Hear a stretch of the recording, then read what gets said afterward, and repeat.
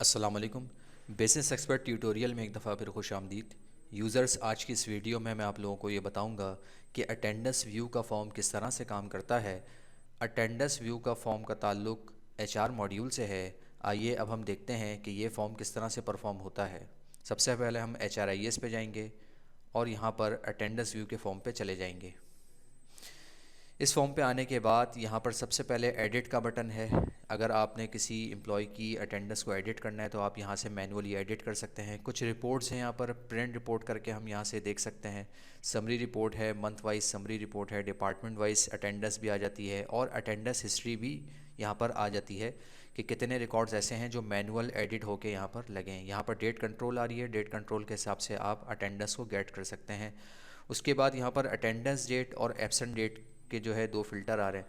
यहाँ पर आप अटेंडेंस डेट पे क्लिक करके गेट रिकॉर्ड करेंगे तो अटेंडेंस डेट के हिसाब से डेटा आपको शो करवा देगा, और यहाँ पर अगर आप एब्सेंट डेट पे क्लिक करके गेट रिकॉर्ड करेंगे तो एब्सेंट डेट के हिसाब से आपको डेटा शो करवा देगा।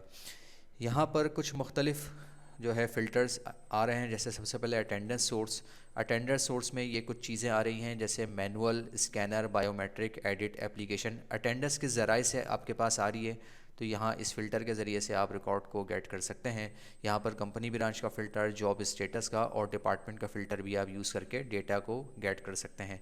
अब मैं एक एम्प्लॉय को उठा लेता हूँ। यहाँ पर आप F1 प्रेस करके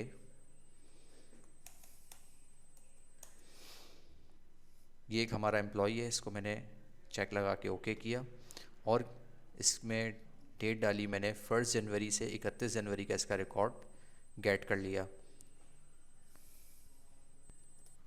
तो यूज़र्स, आप देख सकते हैं कि इस एम्प्लॉई की अटेंडेंस ग्रिड पे शो हो रही है।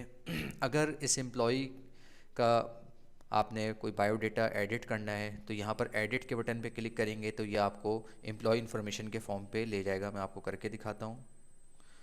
ये देखिए, ये एम्प्लॉय इन्फॉर्मेशन के फॉर्म पे ले गया। अब यहाँ से आप इसको डबल क्लिक करके कोई भी चीज़ एडिट कर लें।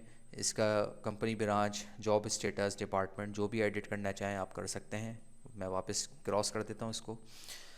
उसके बाद इन्फ़ो का एक ऑप्शन आ रहा है। इन्फ़ो पे क्लिक करके आप कुछ इसकी इन्फॉर्मेशन देख सकते हैं, सेल फ़ोन नंबर देख सकते हैं, एड्रेस देख सकते हैं और यहाँ पर name, father name, employ code.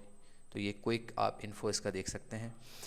उसके बाद अटेंडेंस समरी के कुछ यहाँ पर टैब्स आ रहे हैं, जैसे प्रेजेंट कितने दिन हुआ, ये 23 डेज़ हुआ है। एब्सेंट 2 दिन हुआ है, ये मैं इसको क्लिक कर लेता हूँ यहाँ पर। तो सिर्फ स्पेसिफिक अटेंडेंस जो एब्सेंट डेज़ हैं वो उठा लेगा यहाँ पर, और एब्सेंट डेज़ को यहाँ पर जो है पिंक कलर में शो करवाया है। नो रोस्टर का मतलब यहाँ पर यह है कि अगर आपने एक से ज़्यादा एम्प्लॉयज़ को गेट किया हुआ है तो आप यहाँ पर देख सकते हैं कितने ऐसे एम्प्लॉयज़ हैं जिनको रोस्टर अभी तक नहीं दिया गया है। मैं इसको दोबारा से गेट कर लेता हूँ ताकि आपको मज़ीद समझा दूँ।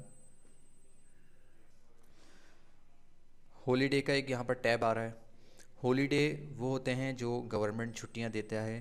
तो आप अगर हॉलीडे होता तो यहाँ पर उसका भी काउंट आ रहा होता कि हॉलीडे का काउंट आ रहा है यहाँ पर। रेस्ट डे 5, अगर आप रेस्ट डे पे क्लिक करेंगे तो रेस्ट डे ये ब्लू कलर में शो हो रहा होता है यहाँ पर। तो सिर्फ स्पेसिफिक रेस्ट डेज का डेटा यहाँ पर शो करवाएगा। लीव ग्रीन कलर में शो करवाता है। इस एम्प्लॉय ने एक लीव भी ली हुई है, मैं आपको दिखा देता हूँ क्लिक करके। तो सिर्फ लीव का स्पेसिफिक रिकॉर्ड उठा लिया कि किस दिन इसने लीव ली है। मैं आपको दोबारा से गेट रिकॉर्ड करता हूँ रिकॉर्ड।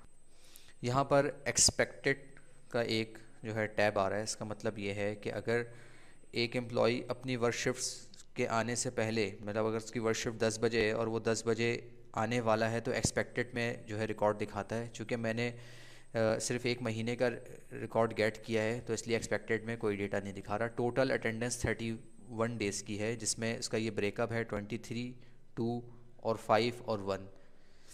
उसके बाद इन एंड आउट का स्टेटस दिखा रहा है यहाँ पर। ऑन टाइम ये 20 दफ़ा आए, मतलब टाइम पे आए हैं बिल्कुल।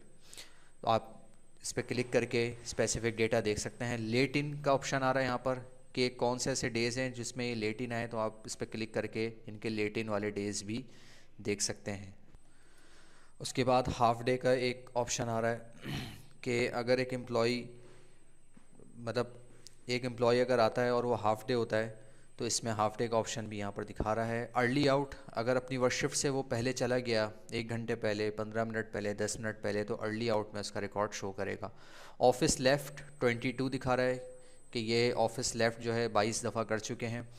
यहाँ पर ओवर टाइम का रिकॉर्ड भी आ रहा है, अगर वर्क शिफ्ट से ज़्यादा काम किया है तो ओवर टाइम के यहाँ पर जो है आवर्स दिखा रहा है, 6 आवर्स एंड 30 मिनट्स। आप इस पर क्लिक कर सकते हैं तो ये सिर्फ स्पेसिफिक ओवर टाइम का डेटा ही आपको शो करवाएगा। शॉर्ट लीव अगर इसने कोई ली होती तो यहाँ पर शॉर्ट लीव भी आपको दिखा देता। लेस टाइम, अपनी वर्क शिफ्ट से अगर इसने कम काम किया होता तो यहाँ पर लेस टाइम भी दिखा देता कि कितने इसने मिनट्स या आवर्स लेस टाइम काम किया है। अप्रूव ओवर टाइम, अगर ये ओवर टाइम आ रहा है 6 घंटे 30 मिनट का और सिर्फ स्पेसिफिक इस पर चेक लगा के मैं अगर ओवर टाइम को अप्रूव करना चाहूँ तो यहाँ से अप्रूव ओवर टाइम पे क्लिक करके मैं अप्रूव भी कर सकता हूँ इसके ओवर टाइम। इसी के साथ अप्रूव लेट इन, अगर लेट इन 3 हो गई हैं और एक लेट इन को मैं अप्रूव करना चाहूँ तो यहाँ से ये भी ऑप्शन मैं कर सकता हूँ। अप्रूव अर्ली आउट, या इस फॉर्म की मदद से हम अर्ली आउट को भी अप्रूव कर सकते हैं। मिसिंग आउट का मतलब ये है कि अगर एक एम्प्लॉई आया और उसने थंब प्रेस कर दिया और जाते वक्त थंब आउट करना भूल गया तो मिसिंग आउट उसकी यहाँ पर शो करवाएगा। और एडिट का मतलब यहाँ पर यह है कि इसकी अटेंडेंस को कितनी दफ़ा एडिट किया गया है, तो 23 रिकॉर्ड इसके एडिट हुए हैं क्योंकि इसकी मैनुअल अटेंडेंस लगाई गई है।